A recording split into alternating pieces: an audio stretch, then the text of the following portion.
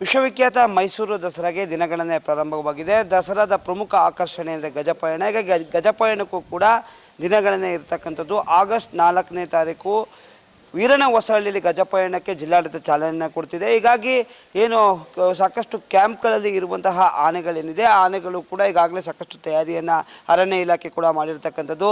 ದಸರಾದ ಪ್ರಮುಖ ಆಕರ್ಷಣೆ ಅಂದರೆ ಕ್ಯಾಪ್ಟನ್ ಅಭಿಮನ್ಯು. ಹೀಗಾಗಿ ಈ ಬಾರಿಯ ಒಂದು ಚಿನ್ನದ ಅಂಬಾರಿ ಬರುವಂತಹ ಈ ಬಾರಿಯೂ ಕೂಡ ಅಭಿಮನ್ಯು ಏನೋ ಜವಾಬ್ದಾರಿಯನ್ನು ವಹಿಸ್ತಾನೆ ಅನ್ನುವಂತಹ ಮಾಹಿತಿ ಇದೆ. ಹೀಗಾಗಿ ಈ ಬಾರಿ ಕೂಡ ಅಭಿಮನ್ಯುನೇ ಈ ಒಂದು ದಸರಾ ಗಜಪಯಣದ ಕ್ಯಾಪ್ಟನ್ ಅಂತ ಹೇಳಿದ್ರು ಕೂಡ ತಪ್ಪಾಗಿಲ್ಲ.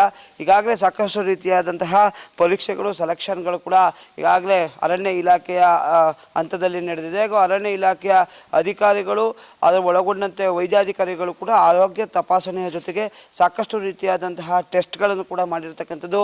ಏನು ಈ ಒಂದು ದೊಡ್ಡ ಮಟ್ಟದ ಒಂದು ಇವೆಂಟ್ ನಡೆಯುತ್ತೆ ಅಥವಾ ಕಾರ್ಯಕ್ರಮ ನಡೆಯೋದ್ರಿಂದ ಏನು ಅಲ್ಲಿ ಯಾವುದೇ ರೀತಿಯಾದಂಥ ಅವಘಡಗಳು ಆಗದೇ ಇರುವಂಥ ರೀತಿಯಲ್ಲಿ ಈಗಾಗಲೇ ಸಾಕಷ್ಟು ಸಿದ್ಧತೆಗಳನ್ನ ನಡೆಸಲಾಗಿದೆ.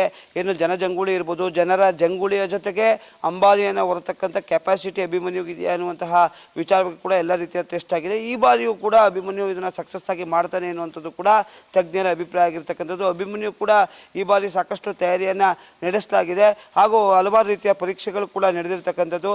ಈಗಾಗಲೇ ನಾವು ಮತ್ತಿಗೂಡಿನ ಕ್ಯಾಂಪ್ನಲ್ಲಿದ್ದೇವೆ. ಮತ್ತಿಗೂಡು ಕ್ಯಾಂಪು ಏನು ಅಭಿಮನ್ಯುನ ಒಂದು ವಾಸಸ್ಥಳ ಅಂತ ಹೇಳಿದ್ರು ಕೂಡ ತಪ್ಪಾಗಿಲ್ಲ. ಈಗಾಗಲೇ ಈ ಒಂದು ಕ್ಯಾಂಪ್ನಲ್ಲಿ ಈಗಾಗಲೇ ಅಭಿಮನ್ಯು ಇರ್ಬೋದು, ಭೀಮಾ ಇರ್ಬೋದು, ಈ ಬಾರಿ ಶ್ರೀಕಂಠ ದತ್ತ ಕೂಡ ಬರುವಂತಹ ಸಾಧ್ಯತೆ ಇದೆ.